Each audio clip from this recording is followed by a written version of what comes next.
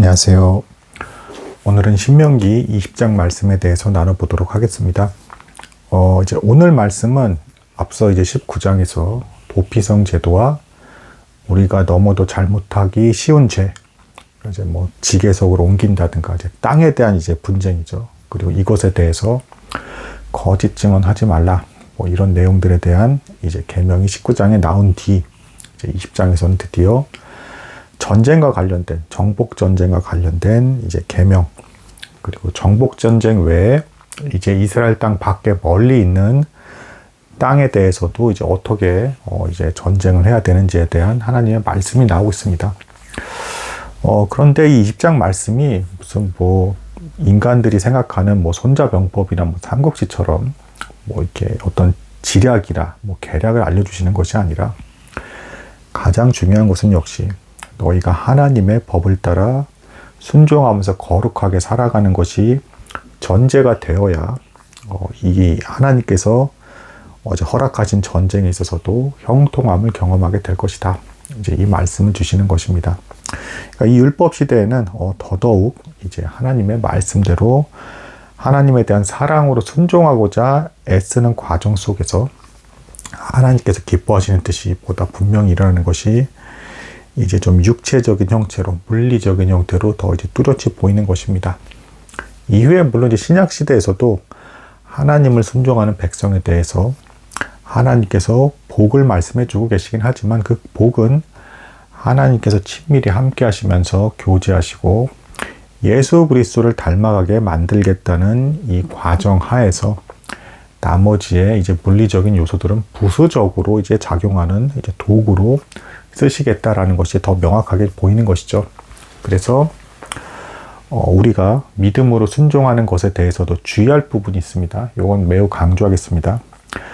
우리가 하나님의 뜻을 이제 순종하는 것도 이건 이제 구약이나 사실은 신약이나 동일한 것인데 순종하고자 하는 동기가 하나님을 순수하게 사랑하기 때문에 그리고 하나님께서 죄를 미워하시기 때문에 우리가 그분의 뜻에 따라서 하나님께서 기쁨이 되드리기를 바라는 그 마음으로 순종에 애쓰는 것이지, 물론 100% 완전한 순종은 당연히 불가능합니다. 순종을 이렇게 애쓰는 것이지 하나님께 잘 보이면 좋은 결과가 따를 것 같아서 이제 그런 잘못된 동기로, 그러니까 이건 이미 이것도 일종의 우상숭배예요.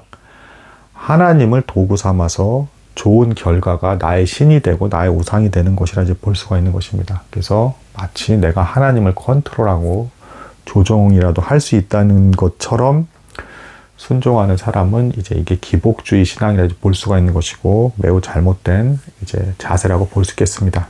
그러니까 이제 오늘 20장에서 나눌 이 본문에 대해서도 전쟁에 대해서 이제 하나님께서 함께 하실 것이다 라는 것에 대한 이제 약속의 말씀이라 이제 볼 수가 있는데, 단 여기에 전제가 될 것은 너희가 하나님의 백성으로서 마땅히 거룩하게 구별된 삶을 살아가는 삶을 힘쓰고 있을 때 이제 나 여호와가 너희와 함께하면서 너희에게 맺었던 그 언약대로 이 약속의 땅에서의 전쟁 역시도 승리로 이끌겠다라는 말씀을 주시는 것입니다. 자, 20장의 첫 번째 이제 9절 말씀부터 굉장히 인상적인 말씀으로 이제 시작을 합니다. 이렇게 말씀을 이렇게 주시는 것이죠. 두려워하지 말라. 그러니까 그 이유는 이제 이 이방 족속들이 말과 병과 인구수가 더 많을 것이기 때문에 그런 것입니다. 근데 하나님께서 두려워하지 말라라는 이제 말씀으로써 이제 위로를 주고 계시고요. 그 이후 본문에서 더 이제 구체적으로 단순히 말씀만 이렇게 주신 게 아니라 내가 너희와 함께 한다라는 이제 증표를 주시겠다라는 형태로 제사장에게 이제 명령을 내리신 것이 있습니다. 뭐냐면 전쟁을 하기 직전에 제사장이 이제 이들 앞에 서서 하나님께서 너희와 함께 행하시니 너희는 두려워하지 말라라는 이 믿음의 말씀을 선언하라고 이제 하나님께서 명하신 것입니다. 자, 이 모습을 보면 이제 신약 시대의 우리 백성들은 당연히 이것이 떠오릅니다. 우리 신약 시대의 이제 백성들 역시도 이런 물리적인 싸움을 하진 않지만 영적인 싸움을 하고 있잖아요. 성도 하나하나 그리고 교회 이 단위로 영적인 싸움을 하고 있고 거룩함을 지켜나가기 위해서 애쓰고 있습니다. 세상에 죄악된 것들에 대해서 분리돼서 구별된 삶을 살아가기 위해서 S는 영적 싸움을 하고 있죠.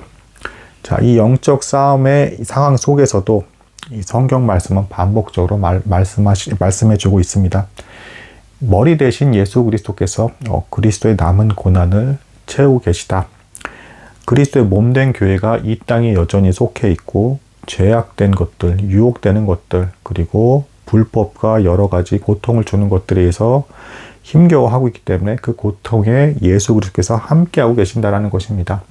더 나아가서 예수님께서는 우리의 모든 죄를 짊어지시고 십자가의 죽으심으로 말미암아 우리 죄에 대한 형벌에 대한 모든 문제, 그러니까 이제 죄에 대한 가장 핵심이 되는, 죄의 가장 큰 권세를 할 수 있는 영원한 죽음에 대한 권세를 물리치시고 승리하신 분이십니다. 그런 분께서 지금 오늘 구약 본문에서도 제사장이 전쟁을 앞둔 백성들을 위로하고 격려를 주는 것처럼, 두려워하지 말라 하는 것처럼 예수 그리스도께서 성경 말씀을 통해서 우리에게 이 영적 싸움의 어려움 속에서도 낭망하지 말고 끝까지 거룩함을 지키면서 천국에 이르는 길을 향해라 라는 이런 말씀을 주고 계시다는 것과 연결지어서 이제 볼 수 있다라고 이제 말씀드릴 수 있겠습니다. 예수 그리스도께서는 그렇게 완전하게 이제 죄에 대한 권세를 완전히 꺾어버리시고 승리하심으로써 완전한 본이 되어 주셨는데, 안타깝지만 오늘의 이 본문, 전쟁 전에 제사장이 앞에서 하나님께서 함께 행하신다라는 이 위로의 말씀을 주는 요 행위, 그리고 실제로 전쟁에 승리하는 과정까지, 이게 인간은 실패하는 모습이 이제 보여집니다. 이게 심지어는 구약 말씀, 그것도 제법 가까운 곳에서 실제로 아예 직접적으로 나오고 있습니다. 어떤 사건이냐? 사무엘상에 보면 이제 홈리와 이제 비느하스라고 이제 엘리 제사장의 이제 아주 타락한 두 아들이 있었습니다. 홈리와 비느하스.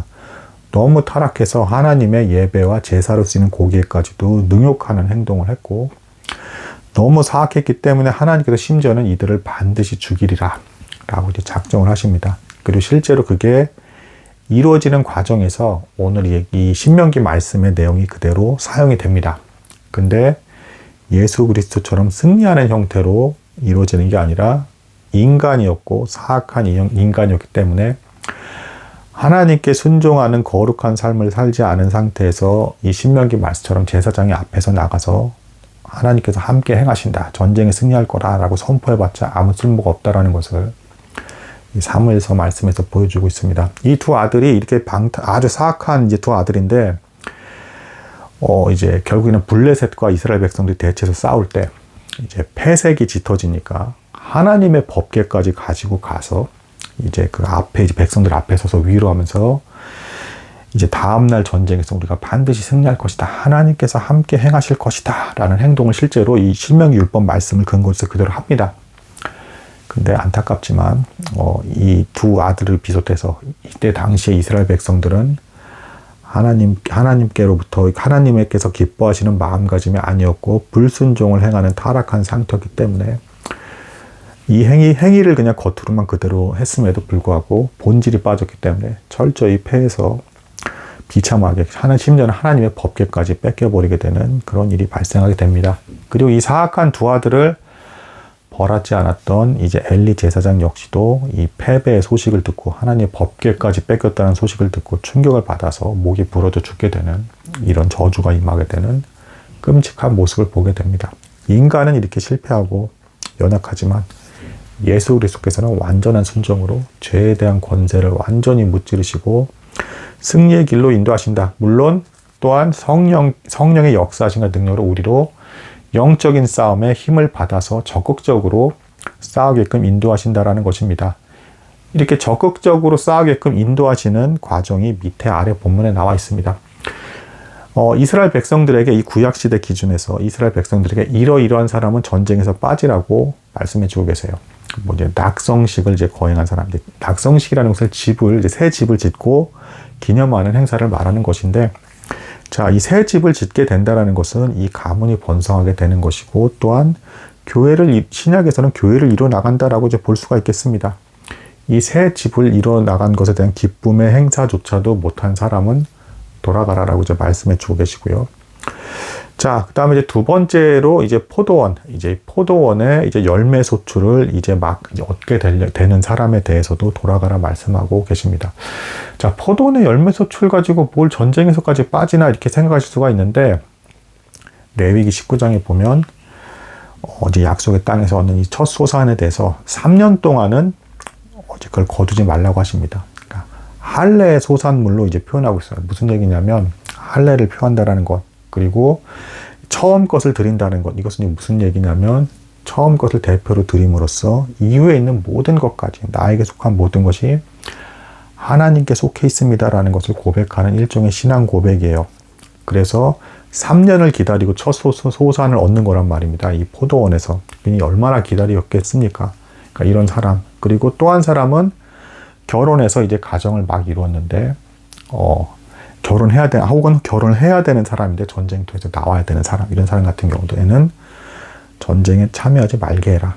이렇게 하신 이유는 이런 사람들 같은 경우에는 전쟁터에 표면적으로 나왔다 하더라도 계속 뒤를 돌아보고 집안일이라든가 포도원의 소출이 잘 계속 될 것인가 뭐 이런 생각을 하게 된다라든가 결혼한 신부에 대한 생각으로 가득하기 때문에 하나님의 전쟁이라 할 수 있는 이 전쟁터에서 적극적으로 온전한 마음으로 들어지기가 어렵기 때문에 하나님께서 제하신 것입니다.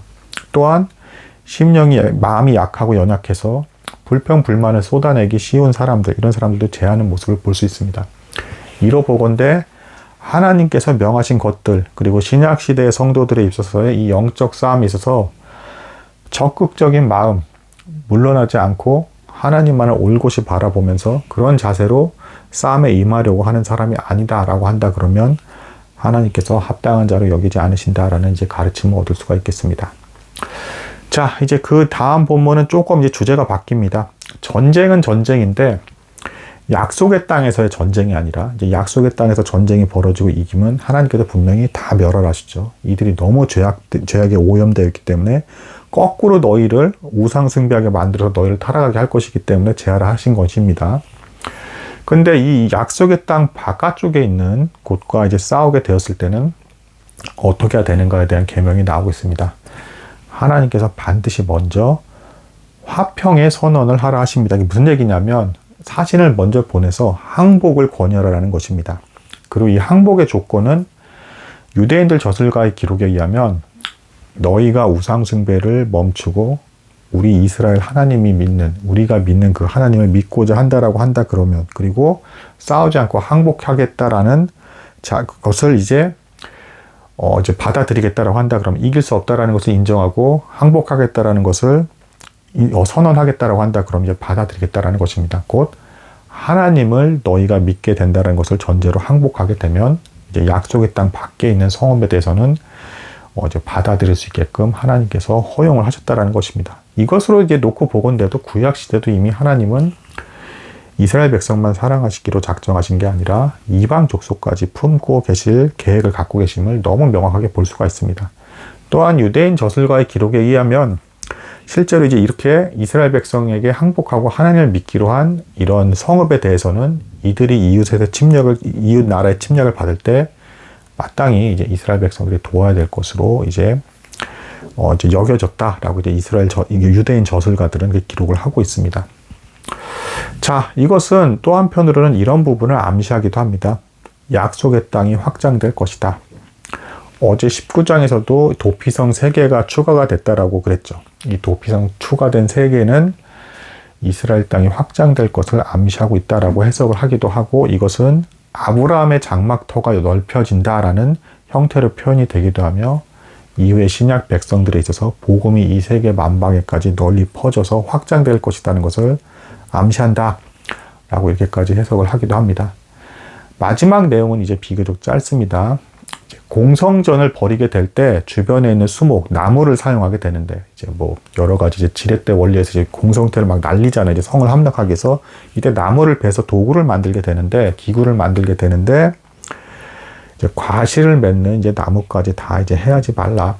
자, 이 계명에 대해서 어떻게 해석을 하냐면, 단순히 나중에 점령하고 나서 그 성읍에서 무언가 얻을 것에 대한 이득만 이제 취하라는 그런 해석이 있을 뿐만 아니라, 더 나아가서는 전쟁을 하는 중에도 전쟁하면 어떻게 됩니까? 살인의 어떤 그 상황 속에서 분노에 휩싸이게 되죠. 그 과정에서 완전히 이성을 놓게 돼서 온갖 무자비하고 잔혹한 일들을 행하는 마음의 상태에 사로잡히게 돼서 이 성읍을 아예 싹 다 밀어버리고 쑥대밭으로 만들 거야라는 이런 화에 이제 그 감정이 휩싸이게 될 거란 말입니다. 근데 그것을 자제하고 침착하게 생각하면서 또 열매를 맺는 과목까지도 이제 관리를 하라 생각하면서 여기는 이제 베지 마라라는 이제 하나님 명을 주신 것은 침착하게 마땅히 생각해야 될 것을 생각하면서 또한 이 전쟁의 결과로 인해서 얻게 될 이 과실을 맺는 나무들과 이 성읍에 대해서도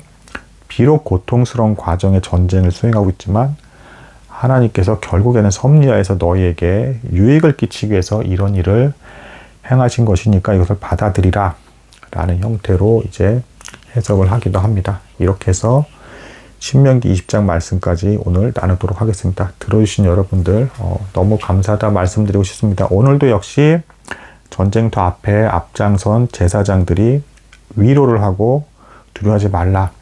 애굽 땅에서 너희를 인도하신 하나님께서 너희와 함께 행하신다라는 말을 선포하는 것처럼 예수 그리스도께서는 완전하게 십자가로서 죄와 사망의 권세를 꺾어버리시고 우리로 또한 부활의 첫 열매로서 우리의 가장 앞서신 분, 교회의 머리이자 맏아들 되신 분으로서 우리에게 승리를 약속하고 계시기 때문에 기쁜 마음으로 영적인 싸움에 있어서도 의기소침해하지 말고 또한 하나님께서 선을 이루실 것을 기대하면서 믿음으로 나아가면 되겠다라는 교훈을 얻는 본문이라 볼 수 있겠습니다. 들어주신 여러분들 너무 감사하다 말씀드리고 싶습니다. 감사합니다.